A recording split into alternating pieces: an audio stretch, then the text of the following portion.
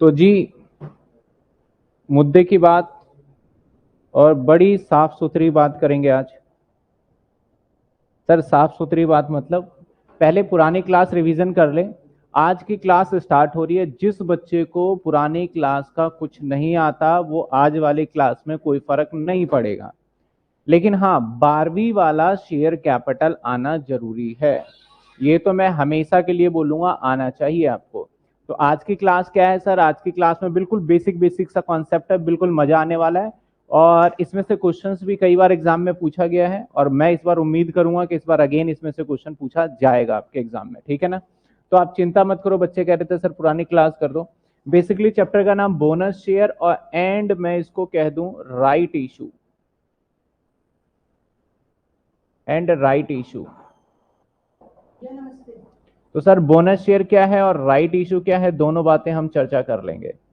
सबसे पहले तो दोनों का कॉन्सेप्ट समझते हैं। हम पहले ये कर लेते हैं, चलो आसान वाला पहले करते हैं। पहले हम कर लेंगे राइट इशू, ठीक है ना? फिर हम आगे आएंगे बोनस शेयर पे। तो सर सबसे पहले बता दो राइट इशू क्या होता है। राइट इशू, राइट का मतलब क्या है सर? राइट का मतलब क्या है? अधिकार। अधिकार, वहीं से बना ये राइट इशू, अधिकार।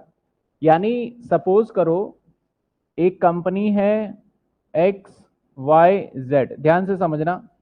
एक कंपनी है एक्स वाई जेड और इस कंपनी का पहले से कुछ शेयर होल्डर है।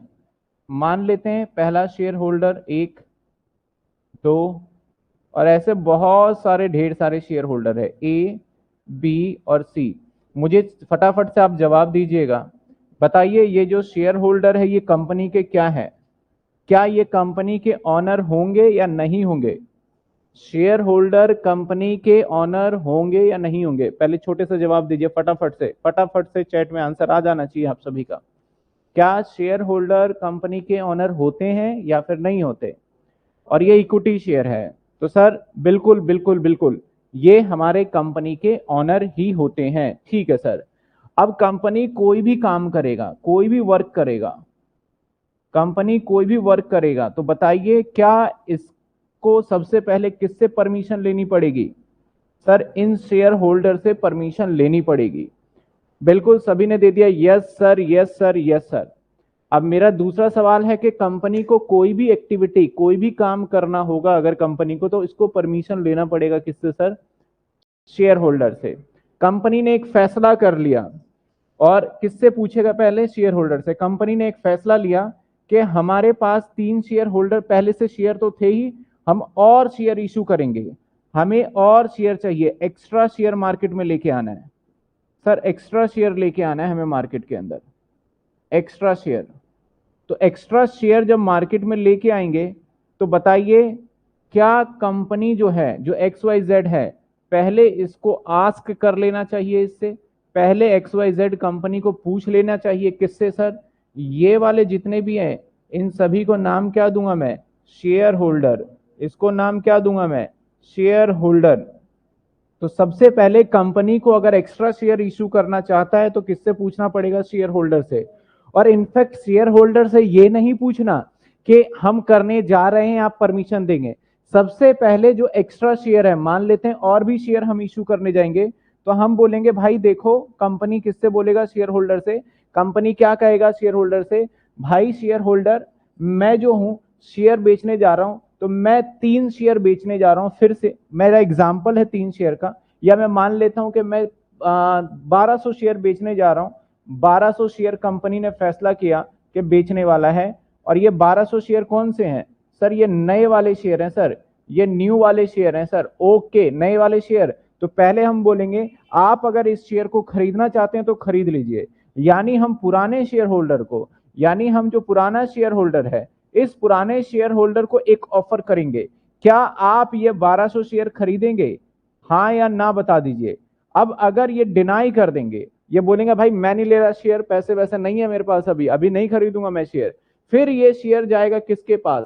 आप आम पब्लिक के पास जाएगा, आम पब्लिक के पास जाएगा, ठीक है ना।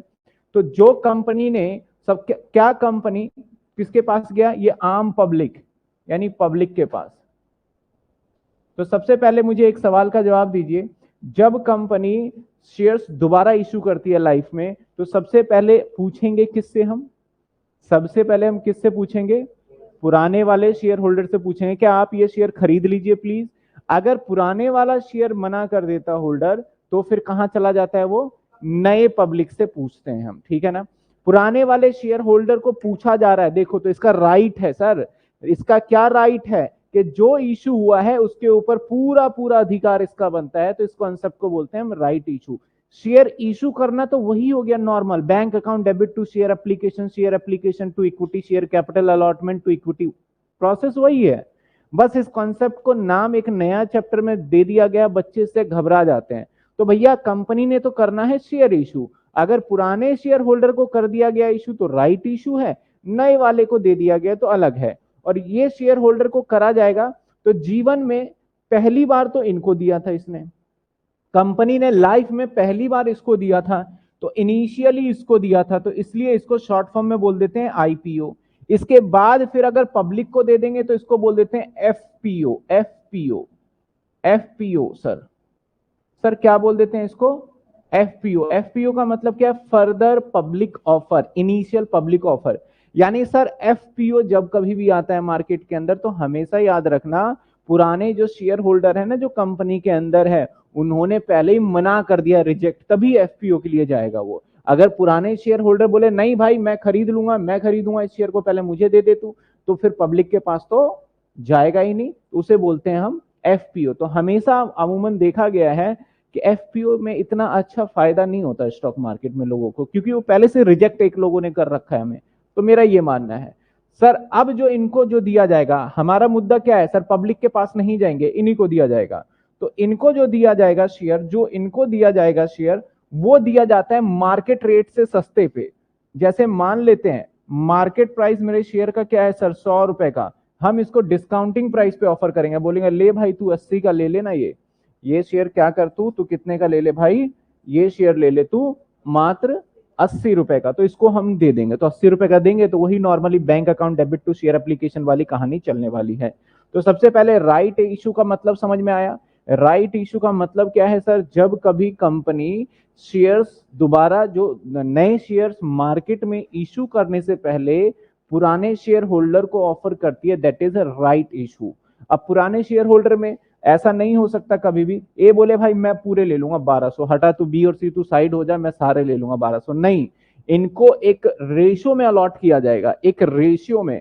तो इनको बोला जाएगा भैया मैं 1:1 में दे रहा हूं, मतलब अगर तेरे पास एक शेयर है तो तेरे पास राइट इशू कितने आएंगे, एक ही आएंगे। 1:1 का मतलब है तेरे पास एक अगर शेयर है तो एक मिलेंगे, अगर 100 शेयर है तो तेरे को कितने मिल जाएंगे, 100 मिलेंगे। 500 शेयर है तो तुझे राइट दे रहे हैं 500। दूसरी बात ये भी समझना, मान लेते हैं 1:1, मान लेते हैं इसके पास कितने शेयर थे, इसके पास मान लेते हैं कि 300 शेयर थे और 1:1 में दिया है, तो मुझे कमेंट में बता दीजिए ए को राइट इशू कितना मिलेगा, ए को राइट इशू कितना मिलेगा, कमेंट में बता दीजिए फटाफट सर, कमेंट में बता दीजिए कितना मिलेगा राइट इशू। 1:1 का रेशियो और ए के पास ऑलरेडी 300 शेयर है, तो ए को कितना ऑफर आया होगा राइट इशू के लिए, बताइए ए को कितना आएगा, सिंपल सी बात है 300 ही आएगा राइट इशू के लिए। ए के पास जो ऑफर आने वाला है वो मात्र 300 आएगा। सभी बच्चों ने जवाब दे दिया 300 300 300, बिल्कुल सही।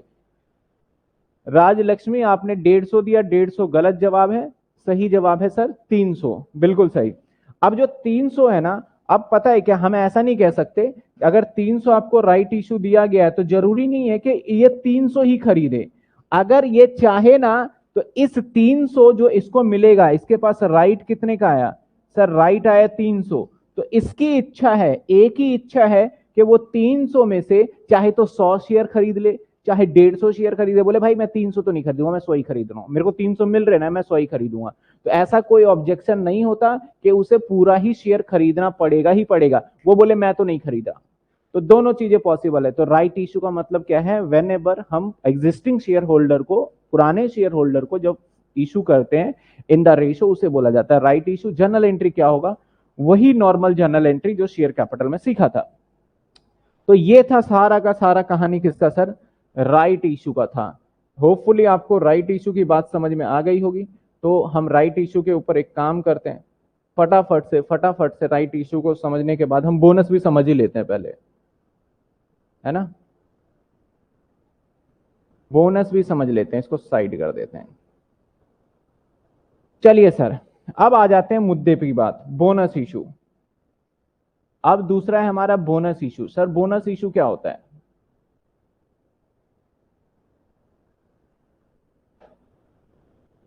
अगर हम बोनस इशू की बात करें तो ये है फ्री का,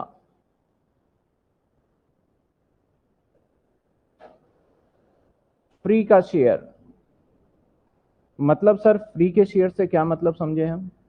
यानी जो आपको शेयर्स दिया गया उसके बदले आपको पैसे नहीं लेना है। आप कुछ एग्जांपल लूंगा, आपको बिल्कुल क्लियर हो जाएगा कि बोनस इशू है क्या। मान लेते हैं मिस्टर राम के पास ऑलरेडी 500 शेयर है। मिस्टर राम के पास ऑलरेडी 500 शेयर है और एक्स वाई जेड लिमिटेड ने एक ऑफर दिया। Sir X Y Z limited ने एक ऑफर दिया कि अब हम कंपनी जो है 1:1 में बोनस शेयर देगी, 1:1 में बोनस देगी। तो इसका मतलब जिसके पास पहले से एक शेयर है, हम एक शेयर क्या दे देंगे, फ्री में दे देंगे। इसका मतलब राम के पास 500 शेयर है, राम को और फ्री में शेयर मिल जाएंगे कितने, 500 शेयर फ्री में मिलेंगे। अब इसमें कोई मतलब ही नहीं है क्या आपको फ्री में शेयर मिलेगा तो मना करोगे, कोई मना नहीं करेगा। राइट इशू में तो मना भी कर देते थे, यहाँ पे तो कोई मना नहीं करेगा, बोला भाई दे दे। जो फ्री में 500 शेयर दिए गए, इस 500 रुपए का शेयर्स के बदले क्या राम से 1 रुपया भी लिया जाएगा? जवाब नो, 1 रुपए भी नहीं लिया जाएगा, ये फ्री का शेयर है। तो सर ये कंपनी के लिए क्या है, एज अ लॉस। कंपनी इस लॉस की भरपाई करेगी। कहां से करेगी सर? सबसे पहला ऑप्शन CRR, दूसरा ऑप्शन सिक्योरिटी प्रीमियम, तीसरा ऑप्शन जनरल रिजर्व, चौथा ऑप्शन P&L। इन जगहों से ये क्या कर सकती है, इस लॉस की भरपाई करेगी। इस लॉस की भरपाई करने वाली है कौन? भरपाई करेगी इस लॉस की, कंपनी करेगी इस लॉस की भरपाई। समझ में आ रही है बात आपको? भरपाई करने का मतलब जो नुकसान होगा ना उसको हम डेबिट और क्रेडिट, इससे सेटलमेंट जब जनरल एंट्री पे आएंगे तो देख लेंगे। मेरा एक और सवाल, क्या सर हमेशा ऐसा ही बोनस शेयर में आएगा? नहीं सर, फ्री के शेयर दो टाइप के होते हैं सर। फ्री के शेयर दो टाइप के होते हैं। एक तो आपको फ्री का शेयर पूरा ही मिल गया, एक तो फ्री में शेयर मिल गया, फ्री में शेयर मिल गया। और एक क्या करा मैंने, पार्टली पेड अप को फुल्ली पेड अप बना दिया, फुल्ली पेड अप बना दिया। लास्ट क्लास जब चल रहा था, ये क्लास डेफिनेटली हमारा किसके बाद बीच में स्टार्ट हुआ है? मैंने कहा था 3 दिन मैं लूंगा आपका रिडेम्पशन के लिए, बाकी का टाइम मैं लूंगा बोनस। तो आज बोनस राइट इशू खत्म हो जाना है, ये दोनों चैप्टर पूरे ही खत्म हो जाएंगे। जितने बुक के क्वेश्चन है सारे सवाल भी कर लेंगे, 7-8 क्वेश्चन भी कर लेंगे हम।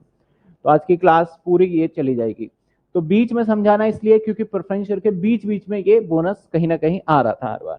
तो सर बोनस शेयर्स कौन से शेयर होते हैं? ये फ्री के शेयर होते हैं। या तो हम पूरा शेयर ही दे देंगे, या फिर अगर आपके कोई पार्टली पेड अप शेयर है तो हम अपने पास से पैसे मिला के उसे फुल्ली पेड अप कर देंगे। मतलब सर हम यहां से पैसे निकाल के आपको फुल्ली पेड अप कर देंगे। चलिए, मैंने कहा XYZ limited equity share capital 10,000 at the rate 10 each paid up 6 per share.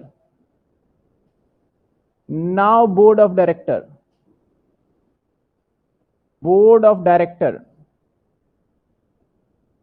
decided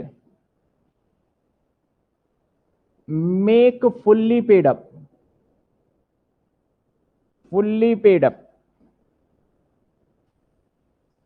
by way of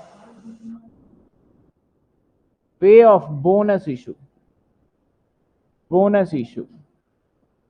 by way of bonus issue.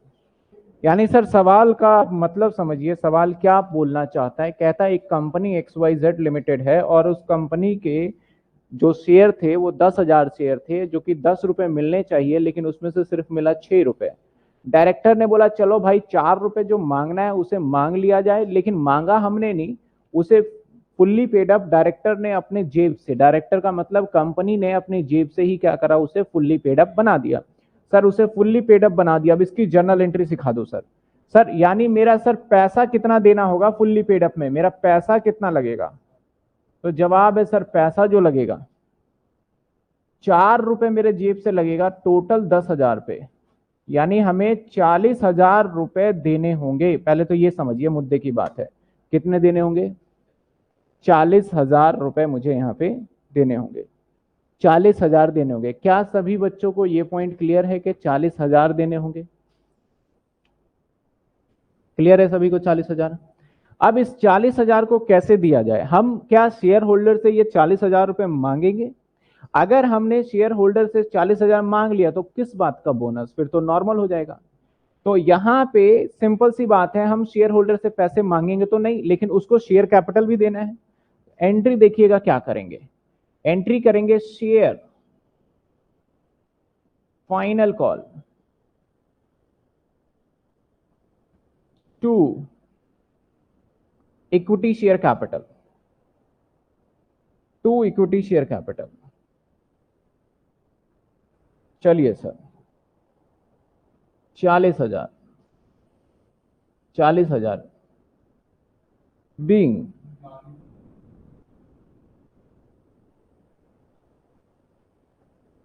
Being पहले आप पहली एंट्री को बताइए, किसी बच्चे को कोई डाउट?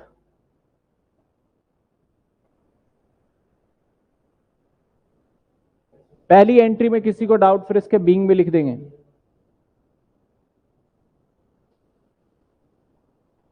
नो चलिए सर बीइंग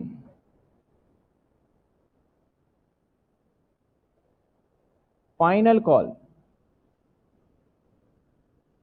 अमाउंट ड्यू, इसे ड्यू ही बोलेंगे। अब आ जाओ भाई, तुम्हें पैसे नहीं दोगे, हमें कहां से? मैंने बताया सर जब कभी भी बोनस को देना होगा हमारे पास क्या क्या यूज करेंगे। तो बोनस कहां से दिया जाता है? सर बोनस देने के कुछ रास्ते हैं जो सरकार ने दे रखे हैं। सबसे पहले यूज कर लो CRR। सर CRR क्या होता है? इतना सीखा है हमने CRR, इसलिए पहले मैंने प्रेफरेंस शेयर सिखाया ताकि आपको CRR का इंपॉर्टेंस पता चले, इसलिए बैक आना पड़ा। क्या करें, कुछ ऐसा ही है CRR। उसके बाद सिक्योरिटी प्रीमियम, उसके बाद आप यूज कर लो जनरल रिजर्व, यूज कर लो प्रॉफिट एंड लॉस, यानी any kind of free reserve जिसे हम कहते हैं, वो सभी इस्तेमाल कर सकते हैं। सर अगर सवाल में बताया ही नहीं है कि हमारे पास क्या है नहीं है, तो आप मान लेंगे आपके पास ना प्रॉफिट या जनरल रिजर्व कुछ ना कुछ होगा, अजम्पशन ले लेंगे। तो मेरे पास दे नहीं रखा सवाल में, मान लेता हूं मैं दे ही देता हूं सर। लो जी CRR मेरे पास पड़ा हुआ है पहले से 1,00,000 रुपए का। ओके सर CRR 1,00,000 का एंट्री। अब CRR जब हमारे पास पहले से पड़ा हुआ है तो इसका मतलब हमारे पास बैलेंस शीट के लाइबिलिटी में है। हाँ जी हाँ, तो फिर हम CRR को डेबिट कर देंगे। CRR अकाउंट डेबिट कितने का सर? 40,000। टू क्यों किया भाई CRR? Bonus issue, bonus issue के लिए किया, या बोनस शेयर इशू के लिए किया आपने।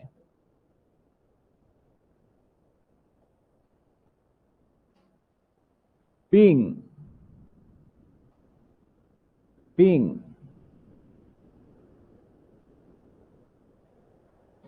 CRR use, CRR use for bonus share, bonus issue. आगे अब बोनस इशू है। अब सर फाइनल कॉल को खत्म करो, शेयर फाइनल कॉल डेबिट है, तो अब एंट्री करेंगे bonus issue, bonus issue to share, to share final call, to share final call, to share final call कितने रुपए? जी ये हमारा डन हो गया। यहां क्या लिखेंगे? Being bonus issue given to shareholder, हमने बोनस इशू दे दिया शेयर होल्डर को। समझ में आई बात आपको? तो बीइंग तो जनरल है, कॉमन है, हम लिख सकते हैं। तो सबसे पहले हमारे बोनस इशू कितने टाइप के हो सकते हैं? दो। या तो मैं पार्टली पेड अप को फुल्ली पेड अप बनाऊंगा, या जो पहले से फुल्ली पेड अप है उसको हम और शेयर देंगे और उसको देंगे रेशियो में। तो सर ये तो हो गया पार्टली पेड अप को फुल्ली पेड अप बनाना। अगर और शेयर आप रेशियो में दोगे तो क्या होगा, नहीं होगा? हम कुछ एक सवाल देखेंगे जिससे हमारा कॉन्सेप्ट क्लियर होता जाएगा।